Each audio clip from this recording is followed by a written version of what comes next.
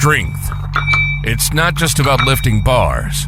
It resides within every unique journey. This is To The Bar, strength in every story. We're a community, a platform where stories meet strength. Our podcast is the result of our passion for weightlifting. From the first lift to the last, we're here to bring you the latest weightlifting news, to unravel the intricacies of the sport that will make you want to grab a barbell and hit the platform.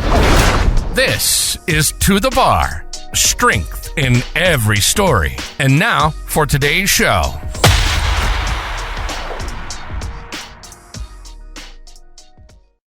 Yeah, okay, so welcome to the bar.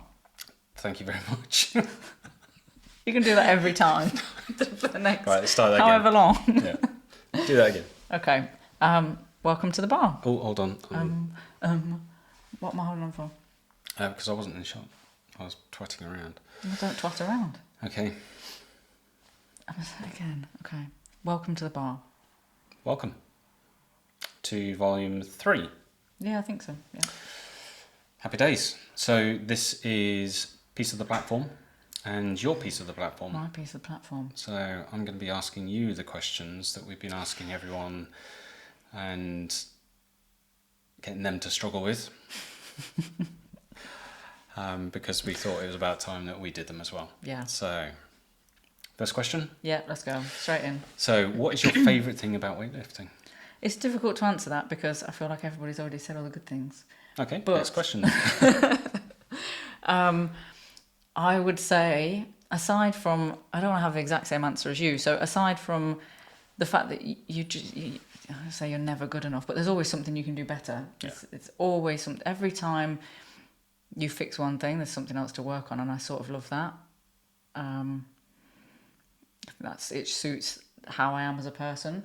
But to give a different answer to everybody else, I think separate to the actual lifting, my favourite thing about weightlifting is the community.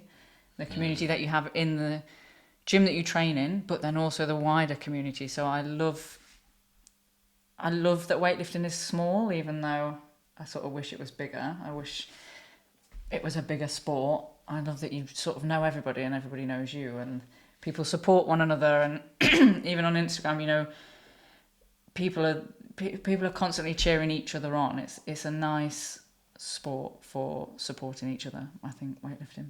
Yeah, there's certainly something to be said about when you turn up at comps and it's same faces and everybody's. There's very few people that I've met that I don't instantly click with in weightlifting. You know, everybody speaks to you, everybody's lovely. Yeah. So that would be my favourite thing about weightlifting. Good answer. Thanks. So what is one piece of advice you would give to athletes about competitions? It's difficult, again, to give one. So I think for me, when I did the South Coast Masters, was it called? At Hampshire, barbell. Yes. The thing that helped me Joan. most with that one was the on the Saturdays, the sort of 4 or 5 weeks before, turning up to train like I would do at competitions. So wearing the singlet and timing my warm-ups and sort of, like you were saying, controlling the things that I could control. All of that sort of stuff. I don't know, it's a bit of a tough question, isn't it? Because I just want to say what everybody else has said and say have fun. Because really, when I think about that comp, when I look back at the videos, the thing that I see there that I wouldn't have expected from myself is me really enjoying myself. Like every video I've got where I'm not on the platform, I'm laughing. And if you'd said that to me like 6 months before, when I was sweating and pale and refusing to ever compete, I wouldn't have believed you. But it sort of got to that point where Chloe had said to me, our friend Chloe had said so many times, it's not like you're going to the Olympics. We're not going to the Olympics, Jess. That it sort of drilled in that you just didn't. I was putting so much pressure on myself that didn't need to be there.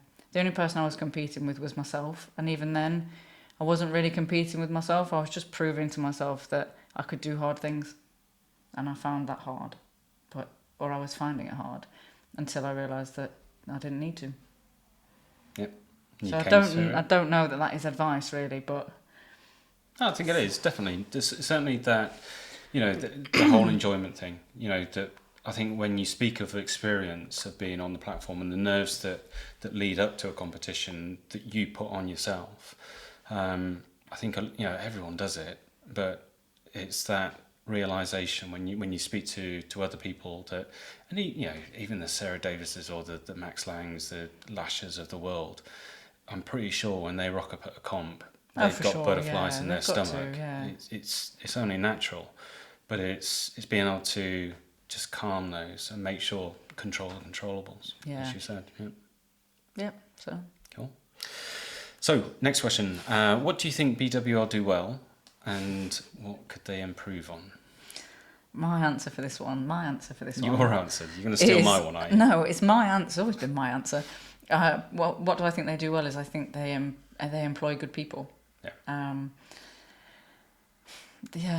don't know that I can even really expand on that. They do really well. They've got the right people doing the right things. When you think about the likes of Ed, Maggie, Alicia, Tara, there's so many people that we see regularly at comps that work their socks off. They're constantly running around, and they are the right people to do the right things. So yeah, if I think about BWL and what they're doing well, aside from the answers you gave in terms of competition and trying to be better, it would be that the right people are doing the right things. They're a great organisation for that, I think. Yeah, there's too many people to thank and to... Yeah, you just keep going down all the names, can't you? There's so many of them. But yeah. And then what could they do better? Sorry. What could they do better? I think it probably is something like communication, maybe. Yeah, I think that it's probably been a common theme that we've seen. So I would think that it's probably valid, is that people feel like there's a better way for us to communicate. So maybe like start lists and stuff. It's great that they're on the Instagram and on the website, but maybe just a mail out. Yep. So that, and on that mail out, maybe some basic reminders for the coaches and the athletes about what to do at comps. So 20 kilo raw, 12 centimeter belt, just I mean, everybody should know that anyway, but there's no harm in sending a little cheat sheet out with the start list. That would probably be my what could they do better. Yep, makes sense. So the favourite one, the one that you've got all sorted, is if you could ask your favourite weightlifter one question, what would it be? I feel really bad that we've asked people these questions because they are quite... It's a horrible one, that one. They're not nice, are they? I don't really have one favourite lifter, but there's a lot of lifters that I like more than others. And similar to you, it would be pointless asking Toma how she gets arms that aggressive in a snatch, as much as I would love to snap under a snatch like she does, as aggressively as she does. Yeah. If she could give me that, she'd charge me for it and I'd just buy it. So I think I probably would ask Matty Rogers if I could pet her cats, because she's got millions of them and they're amazing. Yeah, she got loads. And that would be my one question. And so I would probably be saying that Matty is my favourite weightlifter. Cool. Yeah, and that's it. My piece of platform. Thank you very much. Cheers. Done. So that's it. That's us done for Piece of the Platform. The next couple of podcasts are going to be sort of more around the worlds that are just around the corner. And then probably some of the ones that some of the articles that we'll expand on. So things like qualifying for the Olympics, but with a bit of a slight deviation onto the doping aspect, with Georgia possibly being an issue, and then also that led us on to SARMs and what the hell those are. So look out for those. Yeah, lovely. All right, we'll see you next time. Cheers. Bye. You've been listening to the Bar, strength in every story. Thanks so much for listening. We're so happy to have you as a member of our community. We have a passion for weightlifting, but we also have an insatiable curiosity about everyone's story. We hope you've enjoyed the show. If you did, make sure to like, rate, and review. And we'll be back soon. But in the meantime, find us on Instagram at _2_the_bar. And be sure to hit the website at 2-thebar.com. See you next time on To The Bar. And remember, there's strength in every story.